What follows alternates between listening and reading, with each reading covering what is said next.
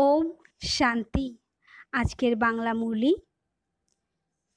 26শে মে 2025। প্রাতঃমুরলি ওম শান্তি। বাপদাদা মধুবন। বাবা বলেন, মিষ্টি বাচ্চারা, তোমাদের সঙ্গ অত্যন্ত ভালো করতে হবে।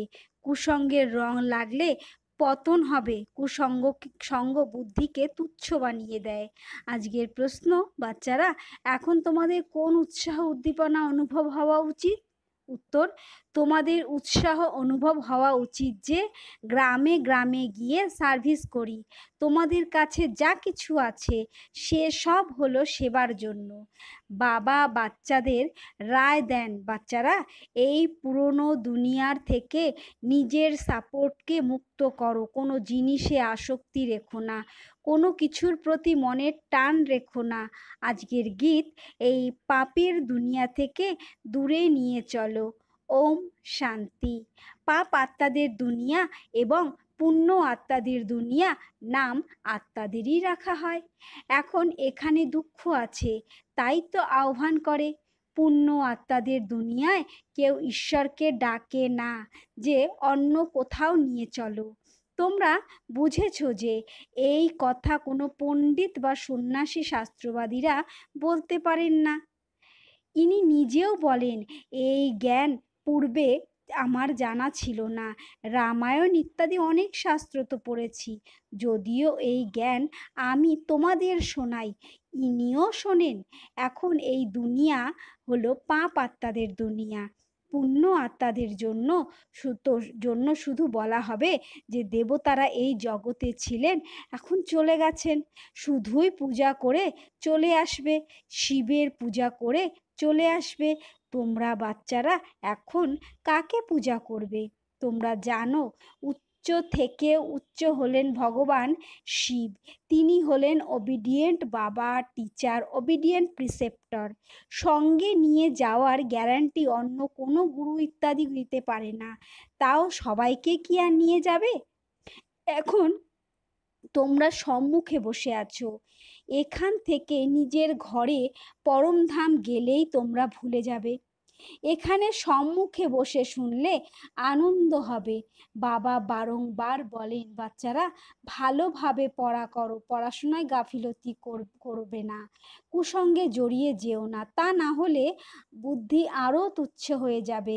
বাচ্চারা জানে আমরা কি ছিলাম, কি পাপ কর্ম করেছি, এখন আমরা এইরূপ দেবতায় পরিণত হই। এই পুরনো দুনিয়া তো শেষ হবে, এখানে বাড়ি ঘর ইত্যাদির প্রতি মায়া করে কি হবে? এই দুনিয়ার যা কিছু আছে সবই ভুলে যেতে হবে, তা না হলে বাধা সৃষ্টি করবে। এই দুনিয়ায় মন যায় না। আমরা নতুন দুনিয়ায় গিয়ে নিজের হিরে জহরাতের মহল তৈরি করব। এখানকার টাকা পয়সা যদি কিছু ভালো লাগে, তাহলে দেহ ত্যাগের সময় সেই দিকে মোহ থাকবে। আমার আমার করবে তো শেষ সময়ে সেই সব সামনে এসে যাবে। এই সব তো এখানে শেষ হয়ে যাবে। আমরা নিজের রাজধানীতে আসব। এই দুনিয়ায় মন দিয়ে কি হবে? সেখানে অনেক সুখ আছে, নামই হলো স্বর্গ। এখন আমরা যাই নিজের দেশে, এটা হলো রাবণের দেশ, আমাদের নয়।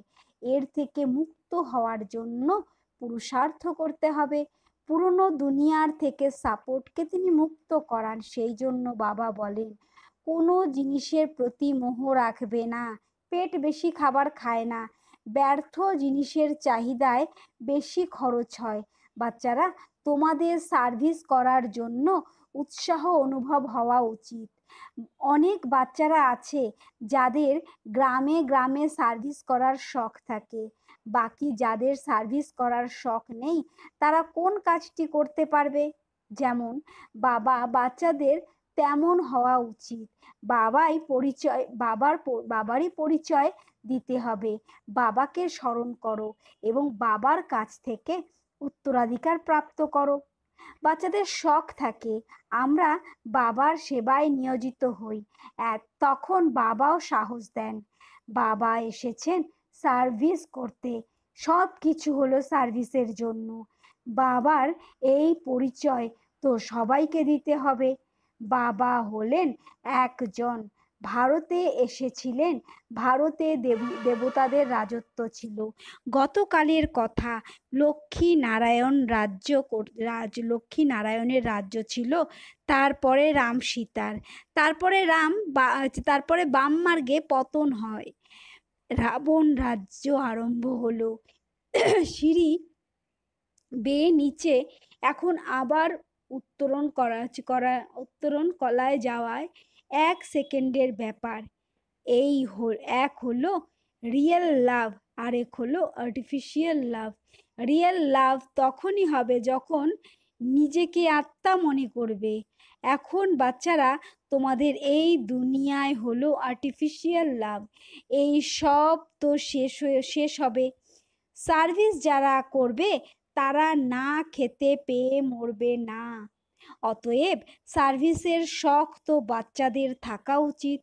তোমাদের ঈশ্বরীয় মিশন হলো খুব সহজ। কেউ বুঝতে পারে না যে ধর্ম কিভাবে স্থাপন হয়। ক্রাইস্ট এলেন, খ্রিস্টান ধর্ম স্থাপন হলো, কালান্তরে সেই ধর্মের বৃদ্ধি হলো, সেই মতে চলতে চলতে পতন হলো। এখন বাচ্চারা, তোমাদের দেহি অভিমানী হতে হবে। অর্ধকল্প রাবণের রাজ্যে থেকে আমরা বাবাকে ভুলে গেছি। এখন বাবা এসে সজাগ করছেন। বাবা বলেন, ড্রামা অনুযায়ী তোমাদের পতন হওয়ার ছিল, তোমাদের দোষ নেই। রাবণের রাজ্যে দুনিয়ার এমন অবস্থা হয়ে যায়। বাবা বলেন, এখন আমি এসেছি পড়াতে, তোমরা পুনরায় নিজের রাজ্য নাও। আমি তোমাদের আর কোনো কষ্ট দেই না। এক বাজারের অশুদ্ধ খাবার খাবে না এবং মামে কম স্মরণ করো। এখন তোমরা বাচ্চারা জানো এ হলো ড্রামার চক্র, যা আবার রিপিট হবে। তোমাদের বুদ্ধিতে ড্রামার আদি মধ্য অন্তের জ্ঞান আছে, তোমরা কাউকে বোঝাতে পারো। সর্বপ্রথমে বাবার স্মরণে থাকা উচিত। সার্ভিস করার জন্য একে অপরের সঙ্গে মিলে মিশে সঙ্গী হিসাবে সম্পর্ক গড়ে তোলা উচিত। মাতাদেরও বাইরে বেরোনো উচিত, এতে ভয়ের কোনো ব্যাপার নেই। চিত্র ইত্যাদি সব তোমরা পেয়ে যাবে। তোমরা খুব ভালো সার্ভিস করতে পারবে। তখন বলবে, আপনি চলে গেলে আমাদের কে শেখাবে? বলো, আমরা সার্ভিস করার জন্য তৈরি। বাড়ি ইত্যাদি ব্যবস্থা করো, অনেকের কল্যাণের জন্য নিমিত্ত হয়ে যাবে। বাবা সার্ভিস করার উৎসাহ দেন। বাচ্চাদের সাহস থাকলে সার্ভিসের বৃদ্ধি হয়। এটা কোনো মেলা নয় যে 10-15 দিন মেলা চললো তারপর শেষ। এই মেলা তো চলতেই থাকে। এখানে আত্মা পরমাত্মার মিলন হয়, যাকে প্রকৃত সত্য মেলা বলা হয়। সেই মেলা তো বর্তমানে চলছে। মেলা তখন শেষ হবে যখন সার্ভিস পূর্ণ হবে। ড্রামা অনুযায়ী বাচ্চাদের সার্ভিস করার শখ থাকা উচিত। অসীম জগতের বাবার যা নলেজ আছে, সেই নলেজ বাচ্চাদের বুদ্ধিতেও আছে। উঁচু থেকে উঁচু বাবার দ্বারা আমরা কতখানি উঁচুতে স্থান অর্জন করে থাকি। নিজের সঙ্গে এমন এমন কথা বলা উচিত। নিজেদের মধ্যে সেমিনার করতে হবে। বাবার কাছে পরামর্শ নিয়ে সার্ভিসে ব্যস্ত হও। কোনো সাহায্যের প্রয়োজন থাকলে বাবা প্রিয়তম বসে আছেন। এই সবই ড্রামায় পূর্ব নির্দিষ্ট আছে। চিন্তার কোনো কারণ নেই। না হলে স্থাপনা হবে কিভাবে? দ্বিতীয় কথা হলো, যে করবে সে পাবে। এখন তোমরা বাচ্চারা পাথর বুদ্ধি থেকে হিরে তুল্য হও। বাবা জ্ঞানের দ্বারা এমন সোজা করেন। মায়া নাক দিয়ে ধরে আবার উল্টো করে দেয়। বাচ্চারা, তোমাদের ভালো সঙ্গ করা উচিত। কুসঙ্গের রং লাগলে পতন হবে। বাবা সিনেমা ইত্যাদি দেখতে বারণ করেন। যার সিনেমা দেখার অভ্যেস হয়ে যায় তার পতন নিশ্চিত। এখানে প্রত্যেকের কার্যকলাপ ডার্টি ডার্টি, নামই হলো বেশ্যালয়। বাবা শিবালয় স্থাপন করেছেন। সম্পূর্ণ বেশ্যালয়ে আগুন লাগবে।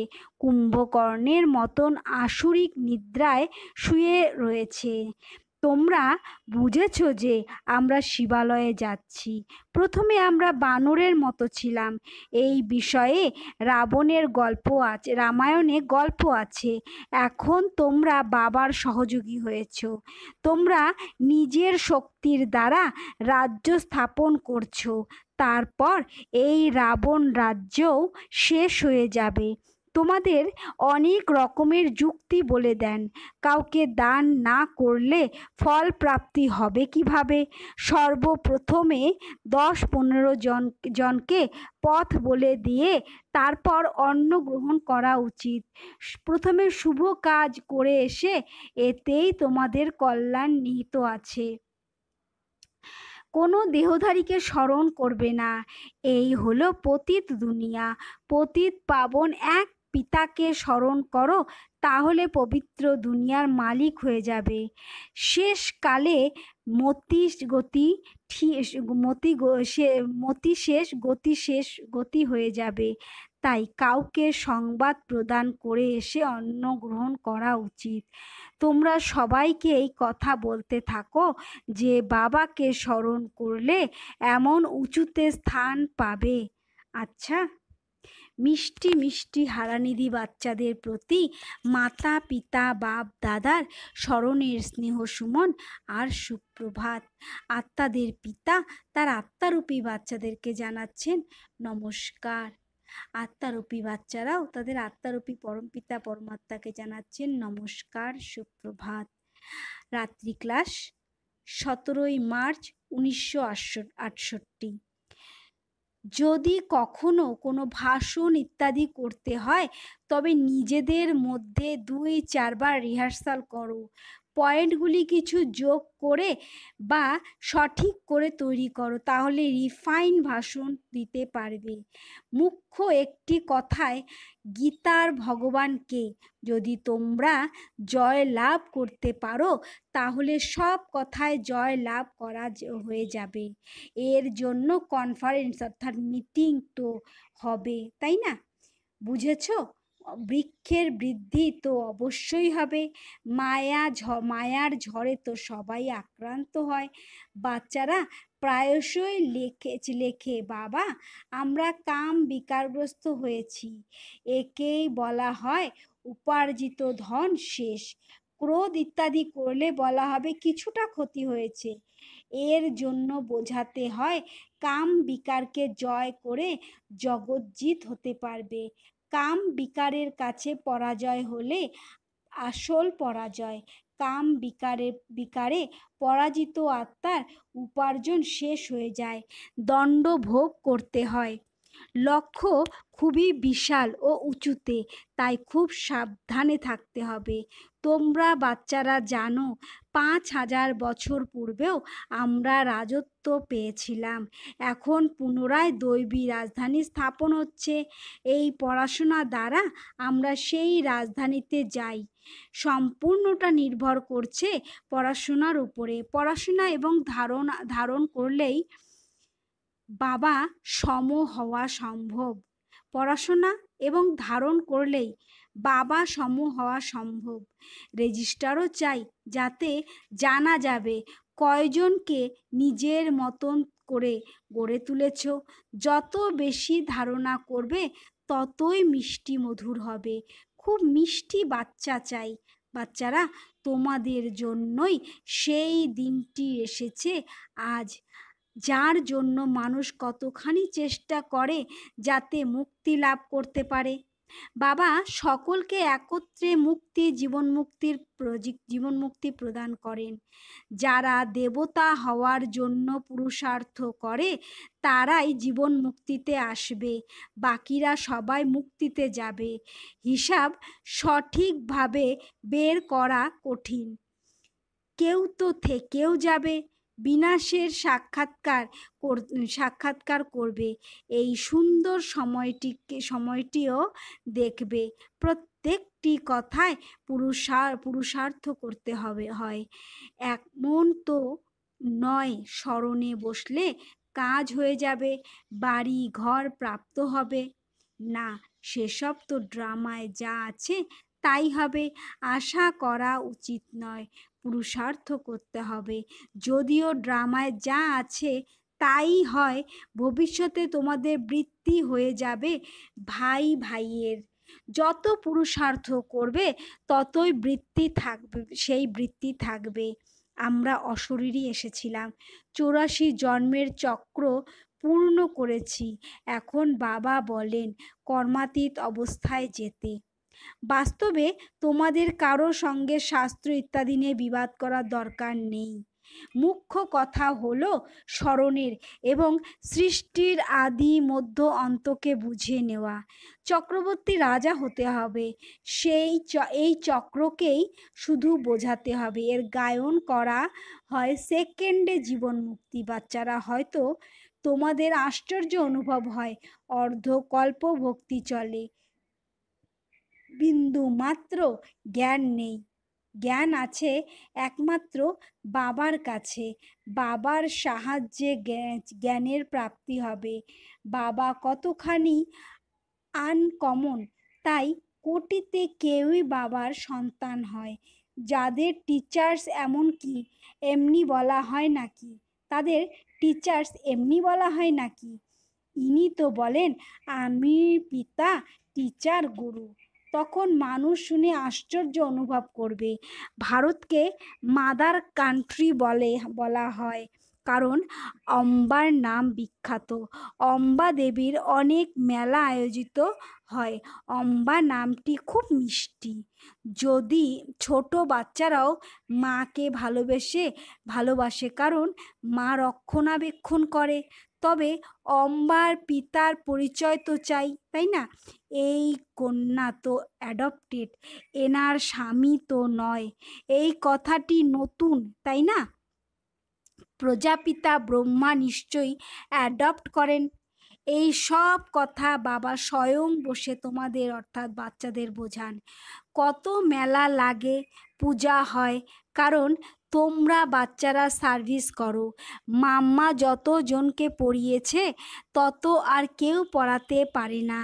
মাম্মার নাম অনেক, মেলাও অনেক আয়োজিত হয়। এখন তোমরা বাচ্চারা জানো বাবা এসে রচনার আদি মধ্য অন্তের সম্পূর্ণ রহস্য তোমাদের অর্থাৎ বাচ্চাদের বুঝিয়েছেন। তোমরা এখন বাবার ঠিকানা জেনেছ। বাবার সঙ্গে ভালোবাসা, ঘরের অর্থাৎ পরমধামের প্রতিও ভালোবাসা আছে। এই জ্ঞান তোমরা এখন প্রাপ্ত করেছ। এই পড়াশোনার দ্বারা কতখানি উপার্জন করো, তাই খুশিতে থাকা উচিত, তাই না? এবং তোমরা হলে একবারে সাধারণ। দুনিয়া জানে না যে বাবা এসে এই নলেজ প্রদান করেন। বাবা নিজে এসে সব নতুন কথা বাচ্চাদের বলেন। নতুন দুনিয়া তৈরি হয় অসীম জগতের অধ্যয়নের দ্বারা। পুরনো দুনিয়ার প্রতি বৈরাগ্য অনুভব হয়। বাচ্চারা, তোমাদের বুদ্ধিতে জ্ঞানের খুশি থাকে। বাবাকে এবং ঘর অর্থাৎ পরমধামকে স্মরণ করতে হবে। ঘরে তো সবাইকে ফিরতে হবে, বাবা তো সবাইকে বলবেন, তাই না? বাচ্চারা, আমি তোমাদের জীবন মুক্তির উত্তরাধিকার দিতে এসেছি, তাহলে ভুলে যাও কেন? আমি তোমাদের অসীম জগতের পিতা, রাজযোগ শেখাতে এসেছি। তোমরা তাহলে কি শ্রীমত অনুযায়ী চলবে না? তা না হলে খুব ক্ষতি হয়ে যাবে। এই হলো অসীমের ক্ষতি। বাবার হাত ছাড়লে উপার্জনের কাজে ক্ষতি হয়ে যাবে। আচ্ছা, গুড নাইট। ওম শান্তি। আজকের ধারণার জন্য মুখ্য সার: ১. এই দুনিয়ার যা কিছু রয়েছে সব ভুলে যেতে হবে। বাবার মতন অবিডিয়েন্স হয়ে সার্ভিস করতে হবে। সবাইকে বাবার পরিচয় দিতে হবে। ২. এই পতিত দুনিয়াতে নিজেকে নিজেই কুসঙ্গ থেকে রক্ষা করতে হবে। বাইরের কুখাদ্য খাবে না, বায়োস্কোপ দেখবে না। আজকের বরদান: ত্রিকালদর্শী স্টেজের দ্বারা ব্যর্থের খাতা সমাপ্তকারী সদা সফলতা মূর্তি ভব। ত্রিকালদর্শী স্টেজের দ্বারা ব্যর্থের খাতা সমাপ্তকারী সদা সফলতা মূর্তি ভব। বিস্তার: ত্রিকালদর্শী স্টেজের উপর স্থিত হওয়া অর্থাৎ প্রত্যেক সংকল্প, বাণী বা কর্ম করার পূর্বে চেক করবে যে এটা ব্যর্থ নাকি সমর্থ। ব্যর্থ 1 সেকেন্ডে পদম গুণ ক্ষতি করে দেয়, সমর্থ 1 সেকেন্ডে পদম গুণ উপার্জন করায়। সেকেন্ডের ব্যর্থ উপার্জনকে অনেক ক্ষতি করে দেয়, যার ফলে যেটা উপার্জন করেছিলে সেটাও হারিয়ে যায়। এই জন্য এক কালদর্শী হয়ে কর্ম করার পরিবর্তে ত্রিকালদর্শী স্থিতির উপর স্থিত হয়ে করো, তাহলে ব্যর্থ সমাপ্ত হয়ে যাবে আর সদা সফলতা মূর্তি হয়ে যাবে। আজকের স্লোগান: মান মর্যাদা অর্থাৎ শান আর সাধনের ত্যাগই হলো মহান ত্যাগ। মান মর্যাদা অর্থাৎ শান আর সাধনের ত্যাগই হলো মহান ত্যাগ। অব্যক্ত ইশারা: আত্মিক রয়্যালটি আর পিওরিটির পার্সোনালিটি ধারণ করো। যেরকম দেহ আর দেহি দুটি আলাদা আলাদা বস্তু, কিন্তু জ্ঞানের কারণে দুটোকে মিলিয়ে দিয়েছে। আমার কে আর আমারকে আমি মনে করে নিয়েছে, আর এই ভুলের কারণে এত অতৃপ্তি, দুঃখ আর অশান্তি প্রাপ্ত করেছে। এই রকমই এই অপবিত্রতার বিস্মৃতির সংস্কার, যা ব্রাহ্মণদের জন্য নয়, শূদ্রদের জন্য। একেও নিজের মনে করার কারণে মায়ার বশ হয়ে যাও আর বিরক্ত হয়ে যাও।